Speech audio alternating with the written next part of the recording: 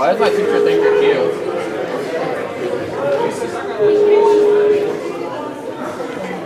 Everyone's quiet. Can you see me? Yes. Can you hear me? Hi. Hey.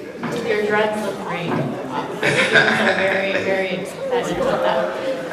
So, hi Jason. I'm Somer Sani. I'm one of the English teachers here at Belleville West, and I'm joined today mainly by sophomores and juniors who read All American Boys. So I'd first like to thank you for hosting the Skype with us. Our students are very excited. And the students who have read All American Boys have overall told us that they're finally glad to be able to read a book in class that they can relate to. So we're very, very excited to be able to teach this and then to have you come talk to our students, because it's opened up a lot of interesting conversations about race, the media, violence that we can't have with other books in our curriculum. And as you can see, it's inspired lots of projects, including t-shirts. So our t-shirts say Rashad is absent again today, and most of our students are wearing them, and we've done some cool photo projects with the If They Gun Me Down hashtag, which you can maybe see in the background, but probably not. So with that, I'd like to open it up to you first, so you can say anything about the book or writing in general, and then if there's time, we have some questions from students that we would like to have you answer, and I'm sure they'd appreciate that as well. Cool. Sounds good. Hey y'all, hi everybody. Y'all so quiet. Y'all good? Yeah. This is so much better than class. Y'all probably don't get funky with me, because we'll send you back to class and it get worse, you know what I mean? All right, I'll talk a little bit about just where the book came from and why Brendan and I sort of wrote the book, how we met and how this whole thing came about. But first you need to know a little bit about me. So I grew up in Washington, D.C. in the 80s, and all of y'all were not born, basically. Y'all weren't there yet. But in the 80s, you know, things were tough in America, especially if you were growing up in black and brown neighborhoods, if you were growing up in poor communities. All of our neighborhoods were torn apart by cocaine, by gangs, by police officers, and all these sorts of things. So I grew up in an era where the police brutality thing wasn't a big deal. It was a normal part of our lives, unfortunately. So it was a big deal in that it shouldn't have been happening, but it wasn't a big deal in that it wasn't something that we didn't know about, that we weren't used to. You know, like, so everything that's happening right now in terms of, you know, the Michael Browns of the world, Tamir Rice and all these things, it seems like it's a new thing, but the truth is that it's been going on forever, right? It's been going on since the inception of America. It's a thing that has existed for a very, very, very long time. When I was 16, I remember getting in the car with my friends and riding through the hood. This is 1997, something like that. So I'm old, just so you all know. And I'm riding through the hood, and I'm in my own neighborhood. It's like 2 o'clock on a Tuesday. And we drive through a yellow light. And the cops pull us over. And I was a kid who grew up, our mothers told us what to do. We were like 7 or 8 years old when our mothers told us what to do if we were ever in a running with the cops. You know what I mean? It wasn't a big deal because our moms told us really, really early in life that if a cop pulls you over, you just say, yes sir, no sir, you keep your hands where the cop can see them, and you try to be as nice and respectful as possible, and you'll be good money, you'll be out of it. So we didn't really panic when the cop pulled us over because it wasn't a big deal. There were 4 of us in the car. We didn't break any laws. So we thought it may have been a misunderstanding. The cop came to the car and he asked for the license and registration. My friend asked him politely why we were being pulled over. The cop says because we ran a red light. And of course we all were like, that's not true. We ran a yellow light, you know, green means go, red means stop, yellow don't mean stop, you know what I mean? So we're trying to argue our case. The cop says, it doesn't matter, just give me your license and registration. So my friend gives him the license, but he can't find the registration because we're 16 in our cars. How many of y'all got cars? Everybody, any of y'all drive? A few of y'all driving? The thing about having your first car that's funny is that your first car is gonna be like your first apartment, right? Everything you own is gonna be in your car. All your sneakers and your dirty clothes and McDonald's bags and your book bags and your textbooks and like the homework you ain't turning and all that stuff, right? So all that's gonna be in the car. So we couldn't find my man's registration in the back of the car. So the cop says, well look, I'm gonna let y'all look for it, and I'll come back to the car after I run your license. So it's like, all right. So he goes and runs the license. We're trying to find the registration. One of our friends, the one sitting next to me, you know how you got the one friend in your crew who's stupid? You got that one homie who's like, it's like the one friend who you know is like, yo, dude, we keep you close because you're funny, but you're really kind of stupid. You know what I mean? So we had that guy with us. And so he finds the registration in the back seat of the car. And instead of being a smart person and handing it up front to the driver, he reaches over and opens the door. And once he opens the door, the cop pulls out his gun, leans into the car and waves his gun in our faces, telling us to shut the door. And of course we're all like, you know, please don't shoot us, please don't shoot us, please don't shoot us. The cop takes the registration, tells us to sit tight, and 5 minutes later, 4 more cop cars show up. So now there's 5 cops and there's 4 of us. Now remember, we haven't done anything but run a yellow light. The next cop comes to the window, he asks us if we have guns or drugs. Of course, we don't have any guns or any drugs, you know. And if we did have guns and drugs, it's not like we'd have been like, yeah, I got guns and drugs, check the trunk, I'm so glad you asked. It's like, nah, no, we don't have no guns, we don't have no drugs, we don't have no knives, no weapons, no alcohol, none of that stuff. So then the cops make us get out of the vehicle, they tell us to get down on our bellies, they handcuff us, and they tear my friend's car apart. They rip out the glove compartment, empty out the trunk, shake out our backpacks from the street. And you gotta remember, this is 1998, so there were no cell phones. Camera phones, cell phones, we all had beepers back then, you know what I mean? Nobody had cell phones. Y'all even know what beepers are? Let's talk about that. No? Yeah, sort of. So we all had beepers, you know what I mean? So people are walking by and they're like, yo, Jay, what's going on? Is everything good? And the cops are like, keep it moving. And back then you didn't play with the cops, like keep it moving, people just kept it moving. But today's time, everybody has a cell phone, you can videotape stuff. Back then it wasn't the case. So after they tear the car apart and they tease us and tell us like, you know, just say terrible things to us that I won't repeat. They don't find anything, of course. They uncuff us and tell us to get on our way. They get in their cars and drive off and we're left to clean up the mess. On the street, on the sidewalk, all of our things that they just, for no reason, just bullying us for no reason. We all got back in the car and we drove off. And the worst part of the story is that we never talked about it. I never told my mother. We didn't discuss it until last year. It was 20 years ago. And we didn't discuss it until last year. When All American Boys came out, we had the discussion. And the reason why we never talked about it is because there was nothing to talk about. For us, it was just another Tuesday afternoon. So that's the kind of baggage that I'm carrying around and I brought to the book. That's why Rashad's story is Rashad's story, the way it's written, amongst a bunch of other things. And that's just one of many, many stories. I have friends who had their teeth kicked out. I had friends who had their jaws broken. I've lost friends to cops. You know, like we've been through all of these things. But for us, it was just a normal day growing up in this environment. Now, how did I meet Brendan is always a question that comes up, and I'm gonna get to it now so I can explain how the book came. So Brendan and I, I met him 2 years ago. The publishing company put us on tour together to travel around and talk to young people about these other books that we had written. I had written a book called When I Was the Greatest, and he had written a book called The Gospel of Winter. I had never met him, never seen him, never heard of him. And this just so happens to come after the Trayvon Martin case. Y'all remember Trayvon Martin? Yeah. All right. So Trayvon Martin, that whole case just ended, and George Zimmerman, the guy who killed Trayvon Martin, was found not guilty for killing Trayvon Martin. My mother calls me crying about the whole situation, and the next day, I can't even console her because the next day I have to go on tour with Brendan Kiley, who's the stranger. I don't know this guy. And not only is he a stranger, but he's a stranger outside of my cultural community, right? So I'm a little uncomfortable because all I'm feeling is pain and anger and frustration, and I didn't feel like I could talk to him about it because I didn't know how he would react. You know how it is when you meet a person for the first time. You don't know how they feel about certain things, and you don't want to overstep any boundaries and make it weird, especially since I had to live and travel with this dude for like 2 months. So we didn't talk about it. And then eventually it came up in conversation on a random day, having dinner. And it turned out that he was as upset as I was. He was as frustrated as I was with the injustice that was going on, and that is going on with Trayvon Martin. And we started to kind of get into it. And the conversations were really uncomfortable. You know, discussions about racism are sometimes uncomfortable. Discussions about privilege, about injustice in America is tough conversations to have, but we knew we needed to have them. So we started talking about it, and the more that we toured, the more kids kept dying.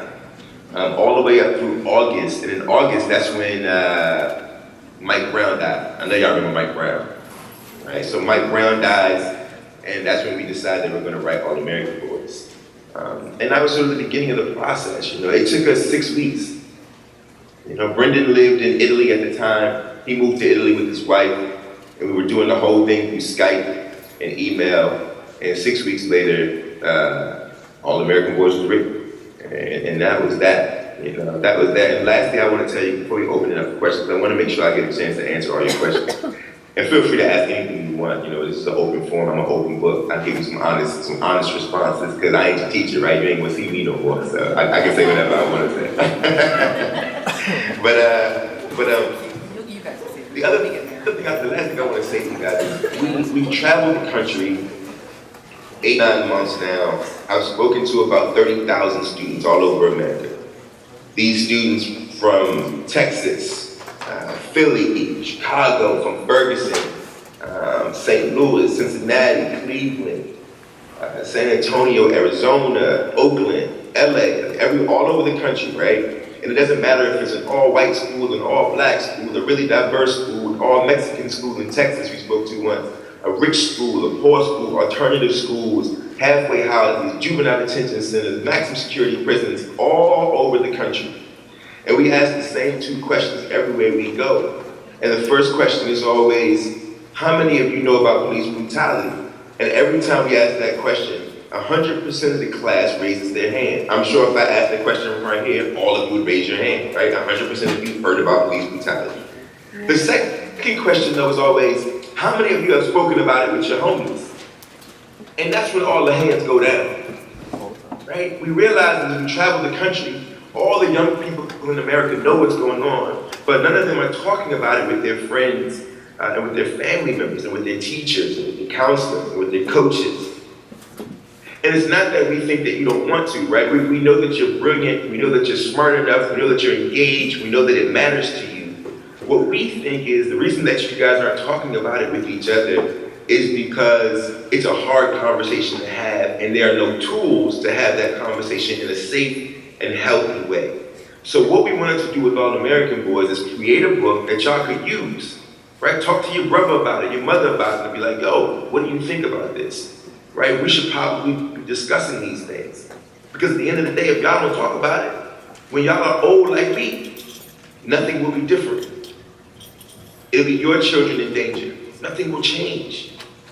Right? And so we have to make sure that we're having this discussion. Yes, I know it's a sticky conversation. Yes, I know that sometimes it can get a little uncomfortable and a little emotional, but that's okay. That's all right. You know, and so all we wanted to do with All American Boys is exactly what you guys are doing with it, right? Like using it as a tool to say a little something or to have a conversation, even if that conversation can be a little uncomfortable for a little while. Y'all feel me? Yeah, y'all literally are the quietest student I've ever spoken to. And there's a computer screen between us, so it's a little weird because I can't really feel your energy, so I'm going to guess that y'all are engaged. I'm hoping that y'all are good. One more time, y'all good, right? Yeah. Oh, all right. Fuck it. I hear y'all on the train every day in New York screaming and hollering, then I get there, y'all quiet enough. All right. So any questions? So my name is Kim Jones, and I have a question. So how did you and Brennan ever disagree about the storyline? And if so, how did you solve the disagreement? Did we ever disagree about the storyline? You know what, we didn't really disagree much because we had talked about the book so much before we even started to write, but there were certain things that we did not want to happen, right? So we were like, yo, no, I was like, Brendan, number one, the white boy can't save the day. That was the very first thing I said. I was like, I'm gonna tell you right now, homie, he can't just come in and swoop in and be Superman and all of a sudden all the race problems of America or of his town are gone. And Brendan was like, of course not. Number two, Rashad can't play basketball. I was like, Rashad, these are things that we decided. I was like, Rashad is not gonna be a basketball player because we always see the kid, when we think of like the kids who are beat up, it's always like, oh, he's like a stereotype, right? Usually when you think about police brutality, unfortunately you think of stereotypes. Like, oh, Mike Brown, he robbed the corner store for a box of blunts, right? Oh, it's always this thing. And I was like, well, what about the fact that most of the people who are brutalized are regular kids? Rashad Butler's an artist and an ROTC student. He's a regular dude, right? And so it was important for me to say he's not a basketball player, he's not a rapper, he's not a thug, quote unquote thug, which I hate that term. He's not any of those things. He's a regular kid with 2 parents in the house, a middle class family, right? Because I think we tend to think that the kids who are brutalized are like, only the kids in the projects get brutalized, and that's not true. Right? That's not, I mean, Trayvon Martin walking through a suburb, his own suburb. Right? I want to make sure that we highlight those things. So we didn't really have any sort of beef. People always ask that. I wish I had a better answer. I wish I could tell you that we got in a fight and I like punched him in the face and it was a whole thing. But the truth is that none of that happened. It was all peace and it was good. You know. Thank you. Hi, my name is Doug Bessie. My question is, who wrote which parts of the book? How did you decide to break it up? And how did you keep the story consistent? What was the last one? How did you keep the story consistent? Consistent.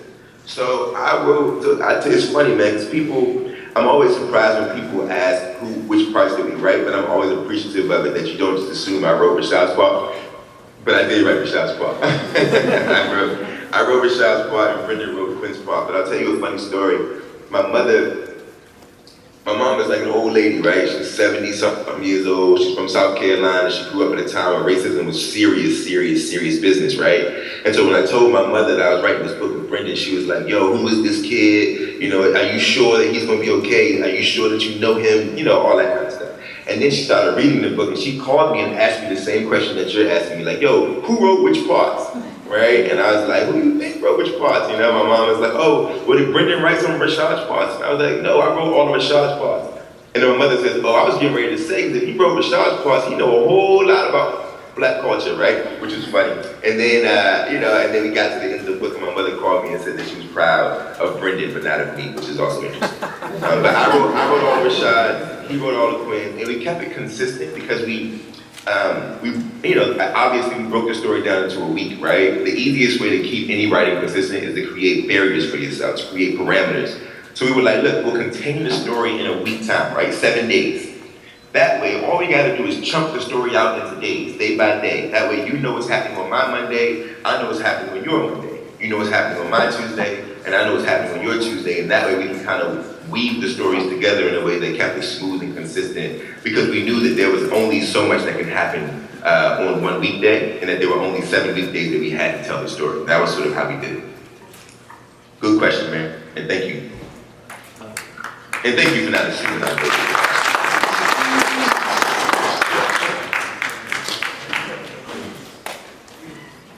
Hello, my name is George. My question is,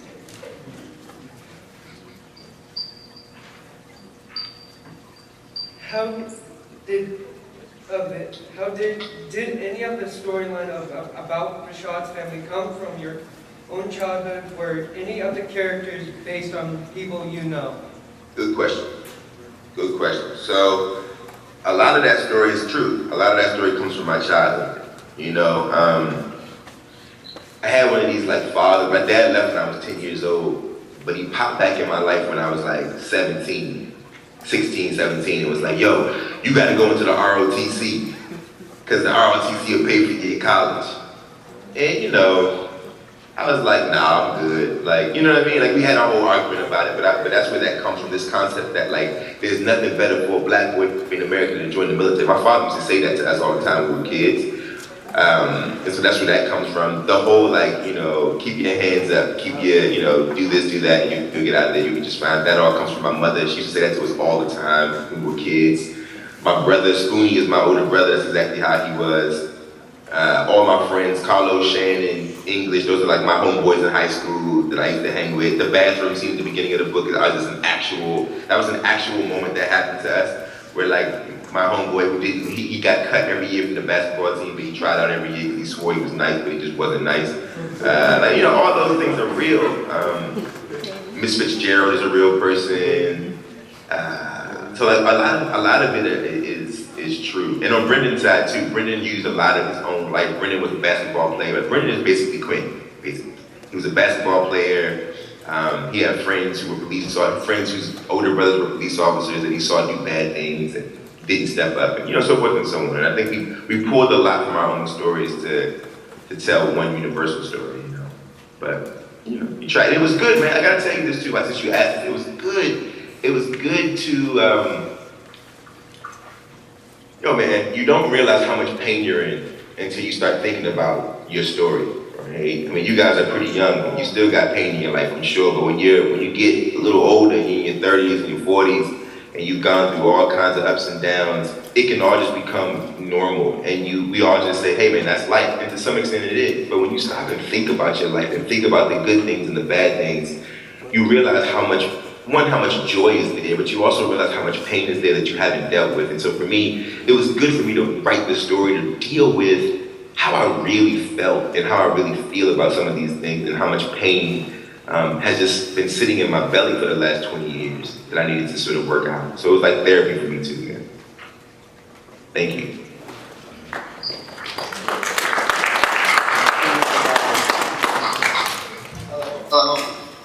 I'm Scott.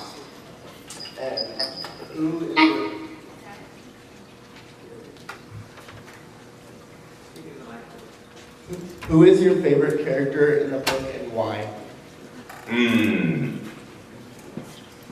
I don't know, man. Honestly, all the girls in the book. All the girls in the book. Those are the best characters in the book. And you know why? We did that on purpose. Listen, here's the thing. So like Barry, Jill, Miss Fitzgerald, what's the nurse's name? I can't even remember. Sorry, what's the nurse's name? The nurse, Barry, Miss Fitzgerald, the mom, Jill, Tiffany. Like these characters to me are the best characters because they're the characters who make everything happen. And that was intentional, right? So if you read the book and you think about all the girls and women in the book, all the female characters, they're the ones who are driving the ship. The boys don't really do nothing. They just bark and cry and be mad and crack jokes and like that's what's happening. And the girls are the ones who are like, yo, what you gonna do? There are things that are happening. Here's how we're gonna get organized and do something about what's happening in the street. Now, I don't know the young ladies in your school, but I know in my life, that's always been the way it's been. That's always the case. It's always the guys who get credit for the work that the girls do.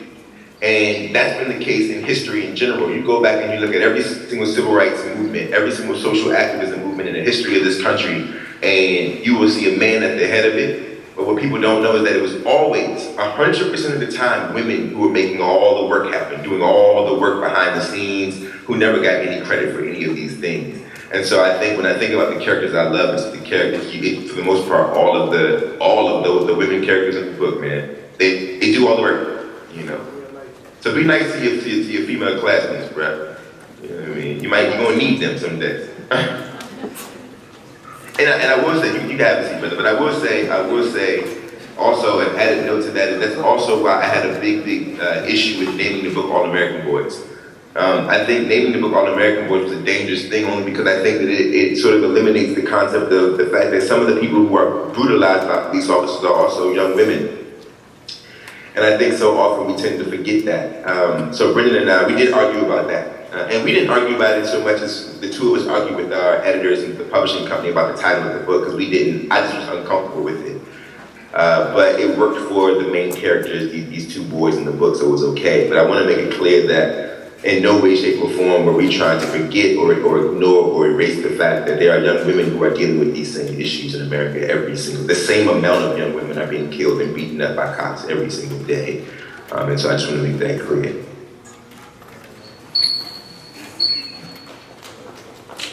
Hi, my name is Herb. What do you want students to get out of this book? What do I want students to get out of this book? I mean, more than anything, I just want y'all to do what y'all doing now. Look, at the end of the day, man, I'm not telling y'all to hit the street and go out there and get yourselves arrested. It's not what I want. Nor am I telling you to hate police officers. That's not true either. I don't, right? There are some good cops in the world. I'm not saying that either.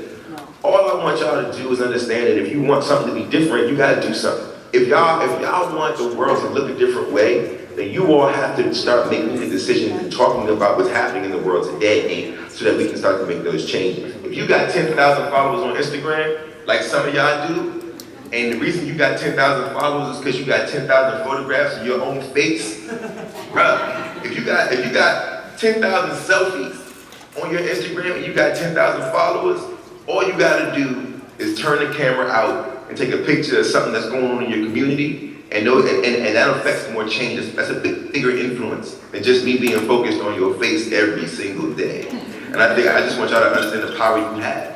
That's what y'all know how to do, right? Like, y'all got this. This is the game changer, right? Y'all all got one of these. I could ask you any question. You can give me any answer in 5 minutes as long as you can get to your cell phone.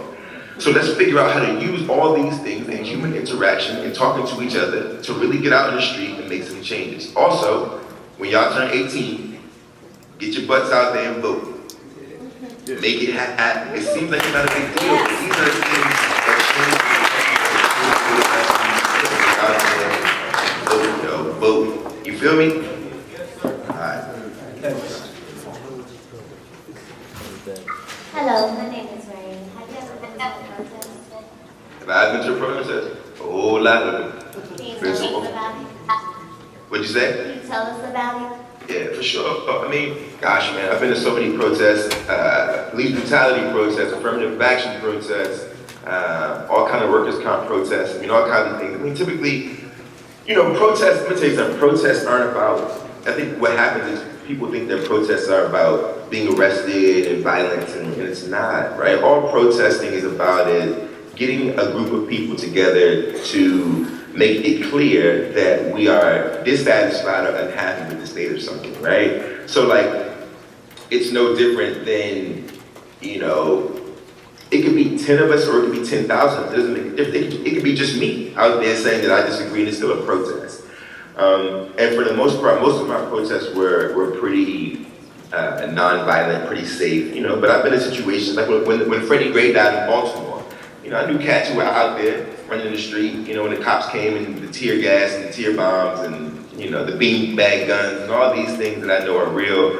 But for the most part, I want you to know that, like, protesting is good. Having your voice heard is good. Be safe, always have somebody with you, but don't be afraid to get out there and let your voice be heard. Also, what you see on TV when it comes to protests is not how they are. When you see all the cops and all of that, let me tell you something, that's media. It's not always that way. They didn't show all the people in Baltimore City the next morning cleaning up that neighborhood. They just showed the 20 or 30 kids who, burned down the CVS or broke the glass in the CVS on one corner. But they didn't show how everywhere else in Baltimore was safe and how the next day everybody was out there cleaning up the neighborhood, right? So know that when you get out there, it's a good thing. I went to Ferguson. I was in Ferguson. What you saw on TV and what was really happening were vastly different. Protesting is good, so if you have an opportunity to do so, make it be safe, but get out there and say a little something. You'll feel better, for sure.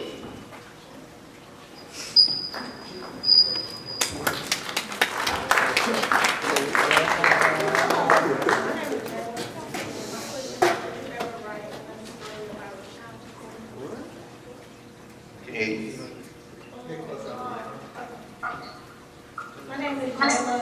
Would you ever write another story about Rashad? Gotcha. I hope not. I hope not. I mean, look, man, stories like this are hard to write. I hope we don't have to write another one of these stories. A story about police brutality ain't a story I want to write a sequel to. You know what I mean? I will say this though, people always say, well, what about the end? Like, does he go to jail? Like, what goes on? Does he get arrested? Like, what happens? And Brendan and I always tell young folks, that's not for me to say. You tell me. You write the next part of the story. What do you think happened? You write whether or not Rashad and Quinn ever actually meet, or do they ever actually talk, or does Paul go to jail for what he did? I think that what we want to do is empower young people to tell the rest of that story for themselves. That's not my job. My job is to set the table for you, but your job is to eat the food, right? So that's on you. You feel me? All right.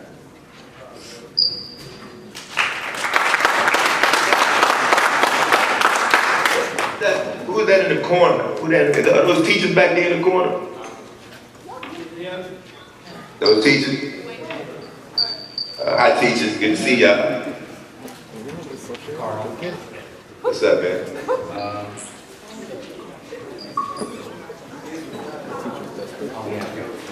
Are you gonna make this book a movie? That'd be lit.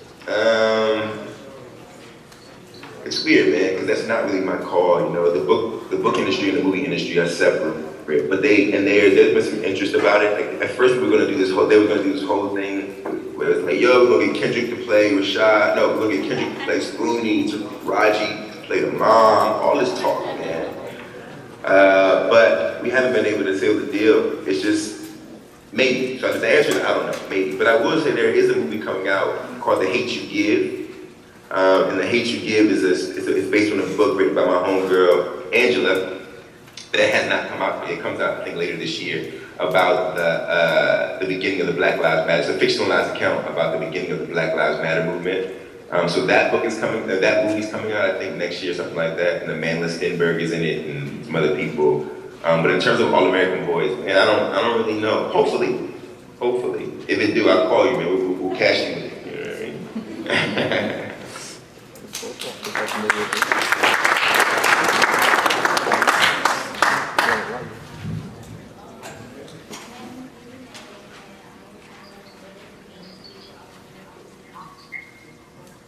Say it one more time. What does it mean to be All-American to you? Oh, what does it mean to be All-American? Good question.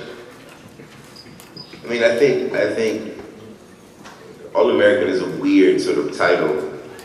It's a weird label just because when we say All-American, what we usually thinking is, like if you say, like, yo, you look like the All-American boy, most people in the room would say the All-American boy is like Brad Pitt, right? A blonde-haired white boy with blue eyes. That's typically what people think when they think the All-American boy, right? Like a well-dressed, you know, he's pretty safe.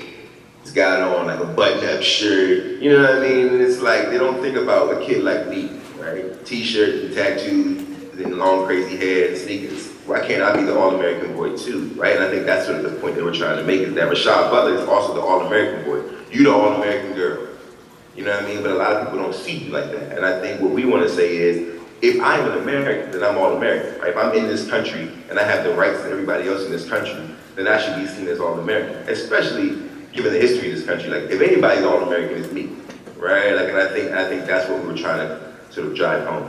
You know?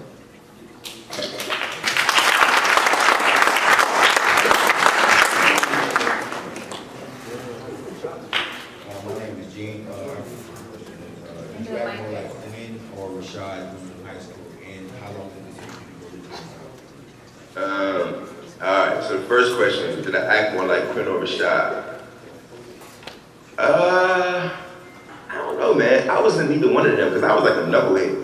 Like, and they were both pretty good dudes. Like, you know, Quinn taking care of his little brother. Rashad is like, yo, I don't want no static. I just want to get my chips and go to the party. And I was like the dude who was like, yo, let's steal the chips, right? Like that was me, you know what I mean? I was sort of just like, and all my friends were sort of knucklehead kids. So I say I was a little bit of both. You know, I was an athlete, so I was more like Quinn in that way. But the family of Rashad is definitely more like my family. But I wasn't like him, I don't think. You know, I was into like, I had that time, at Rashad's age, I was covered in tattoos at 16, 15 years old. I was a kid that the teacher said wouldn't make it to 21. I was a kid that, you know how they send you a report card home and it's like, it's not living up to his potential. Like, that was me, you know what I mean? So I don't know if I was like Rashad or anything. Now, in terms of my hair, I've been growing my hair, I don't know, man. I'm 33 years old. I think my last haircut was like 18 or something like that. So a long time, you know what I mean? But yours looks much better than mine, you know what I'm saying? I'm on some G, Rasta, you know, I mean, look at it. It's a mess. If I took it out and showed you, it's like, I mean, it's basically like 8 dreadlocks, you know?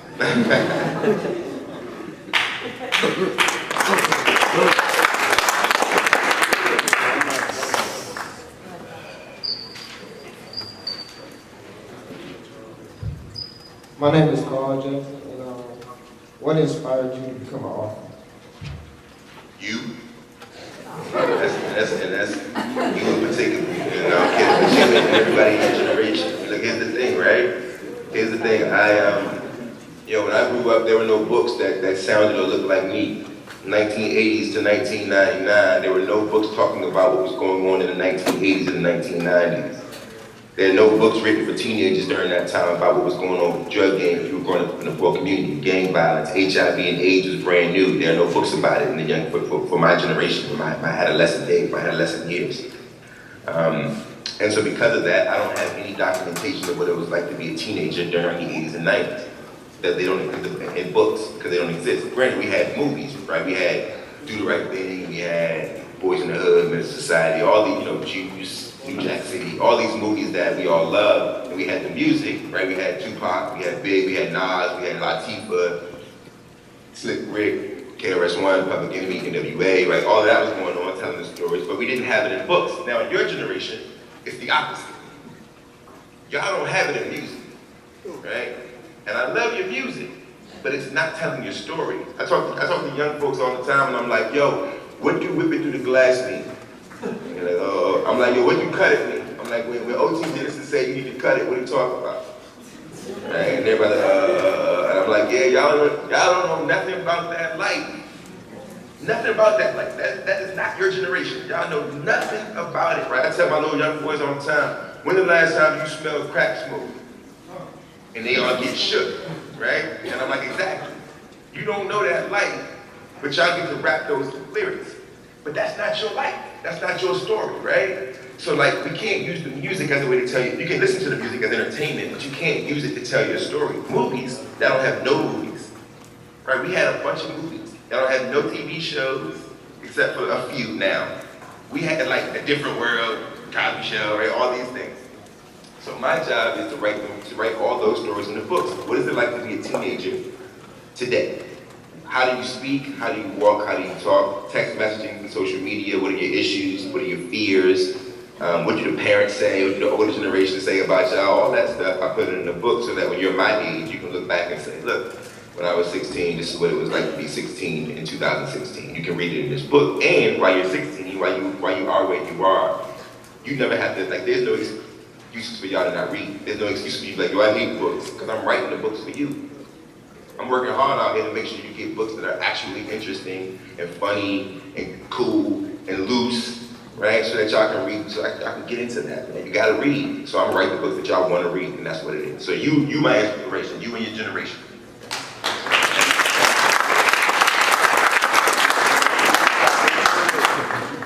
My name is Michael, and I want to know who's your favorite authors, and did any of them influence you while writing the book?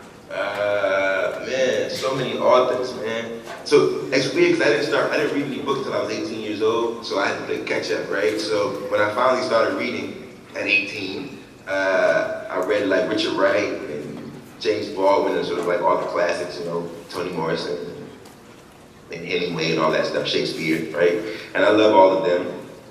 I really do like Shakespeare. Shakespeare is popping. Shakespeare is what it is. And I know a lot of y'all like, man, Shakespeare sucks. The truth is, it's like, Shakespeare was kind of a cheat on a whole lot of levels, Every book, every movie you've ever seen, every television show you love is Shakespearean.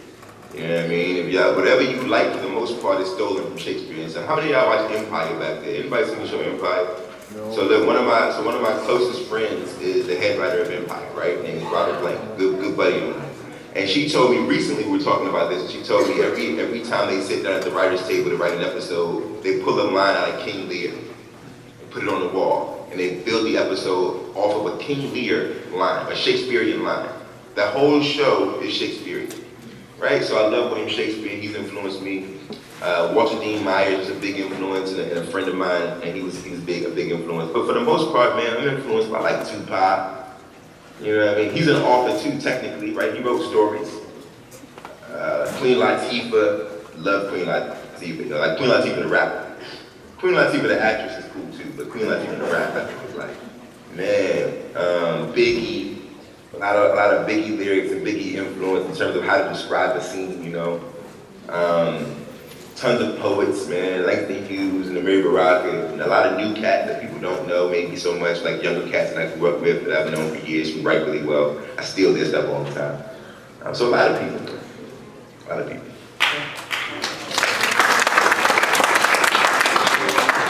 Hi, my name's Kenyatta, and my question is, how did you get your break as an artist? Oh man, came lately. Well, it's weird, so I got two breaks, right? My first break came when I was 20, I just turned 21. And I got really lucky and got a deal with HarperCollins when I was 21, but it was crazy because you know how it is, I ain't never had nothing.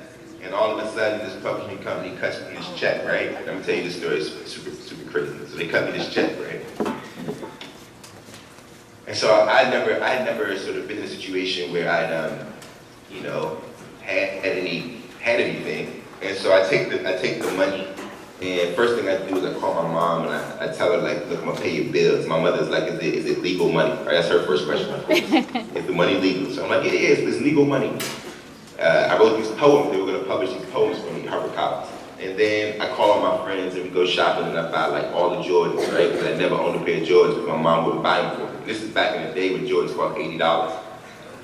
Exactly. And so I go to the store and I buy like the 2s, the 4s, the 12s, the 10s, the 9s. So I just get busy. And then I take all my friends to Red Lobster because we had never been to we had been to Red Lobster, but we had never ordered lobster in Red Lobster. You feel me? So we go to Red Lobster and I give everybody lobster and then all my money's gone. And the book don't come out for 2 more years and the book flops. And after the book flops, I can't get another deal. I can't get published again, so I quit. And for 7 years, I didn't write anything. And then finally, when I was 27, I wrote When I Was the Greatest in a notebook. But I didn't think it was gonna sell. I thought it was just something cool to write, this, you know, weird story. In my own voice, I was like, yo, what if I wrote a book the way I talk to people? Like, the book is written in the exact same way I'm talking to you right now. I put it on the page, and a publishing company bought it, and my life changed forever. So it happened 2 times, and usually it doesn't happen that way, but for me, I got really lucky.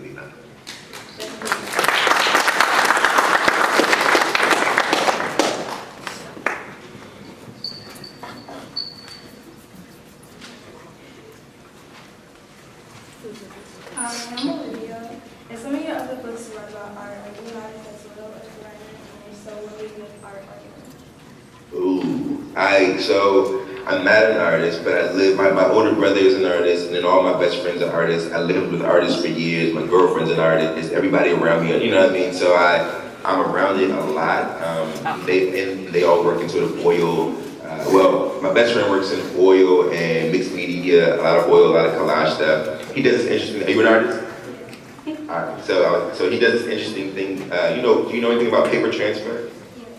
So he does like paper transfer stuff, but he does it in a way where he can, and this would be me, you having some art geek moment, by the way. So he does it in a way where he can take the paper, he puts the gel medium on the paper, and he lets the paper deteriorate, and then pulls the layers of the paper away to create different shades of the paper. So he does whole painting just with paper by peeling away pieces of the paper to create lighter and darker shades. It's crazy. I've never seen, it's like some masterful, and he's done really well. So I lived with him for a very long time. And then like all my other friends do digital art, which is cool, which is like the new wave with technology. Everybody can do everything digitally with like the little pins and the tablet things, and you can do all that stuff. A lot, like illustrators I got friends who are illustrators and animators. So I'm around art a lot, and that's why I use a lot of, and I love art, I'm a big art geek, I just don't do it myself, but like, I just got back from Paris and I saw the Mona Lisa, and it was whack. It was whack. It was so underwhelming. I got there and I was like, that's it? I mean, you should go and see it one day, but it ain't really that dope. But you know what I mean? So I just love art. I'm an art geek. I feel like we have to know a little bit about all the arts to do all the arts, right? Like if you're a painter, the more you know about music and about process and about editing and about writing and about, all of it's gonna influence and inform the way that you paint, right? And as a writer, it's the same way. The more I know about music and about dance and about art, and about photography, all of it lends itself and helps me understand the process that writing is. It all works together. No doubt.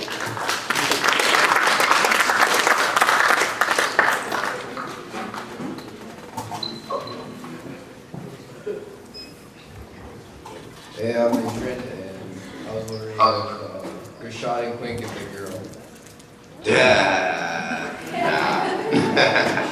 I mean, maybe, I don't know, the truth is, I don't know, but, sometimes I think it's better for them not to. I think sometimes it's like, this notion that like every time you do something good, you're rewarded with companionship is corny. I think sometimes, because the truth is that you should be able to do good things without there being the notion of companionship involved. And so if I could write it, it were up to me, it would be like Tiffany would be like, yo, Rashad, that's what's up. But I'm not interested. But I'm proud of you. Because that's real, right? It's like, yo, you're not owed any reward from your female classmate because you did what you should have been doing anyway. So I think if I were to write it, they wouldn't get the girls. Good question, though.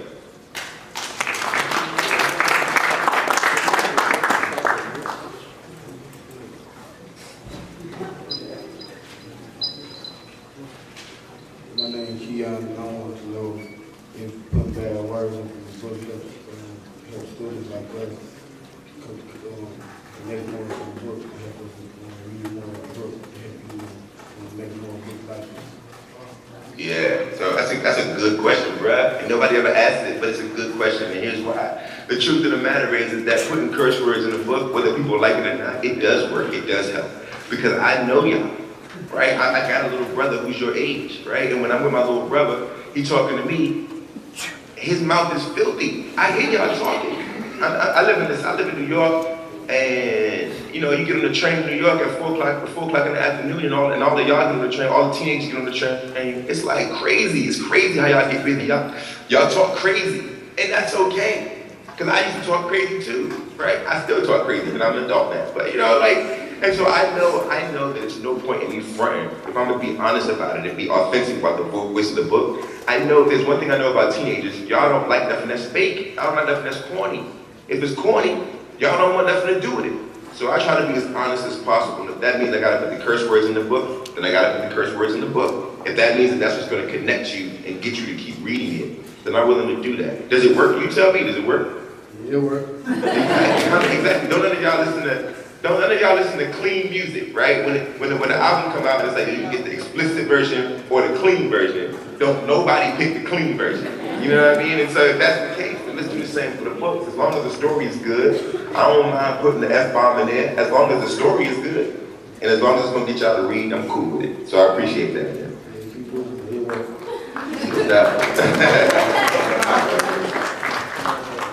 Hi, Jason. We have about 5 minutes left, and we'd just like to thank you for Skyping with us. And if you have any closing remarks for the students at Bumble West, again, we have 5 minutes. Yeah, oh, good. I don't really have much else to say other than the fact, listen, I think that you are the most brilliant, important generation to ever exist on the face of the earth. And I really mean that. And this isn't me just gassing y'all. I honestly believe that you all are the most intelligent human beings to ever be born.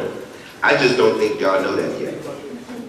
I just don't think y'all know. I think adults spend a lot of time telling you everything that you're not, telling you everything that you're doing wrong. And I don't think people are taking enough time saying, look, this is who you are. Here's what you're capable of. All we want to see is you live up to that expectation. And I think once we start giving y'all that, I think y'all will step up to the bat. I got mad love for you.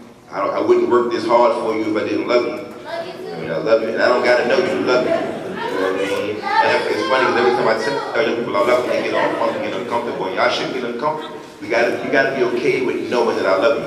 Right? Like I love you, I'm working for you, I'm writing for you. But it's not my responsibility to tell y'all stories, right? That's your responsibility. So as you get older, all I want is for you to be thinking about what story are you going to tell, who are you going to be, and you can decide that today. But that's all I got for you, and I appreciate you hanging out with me.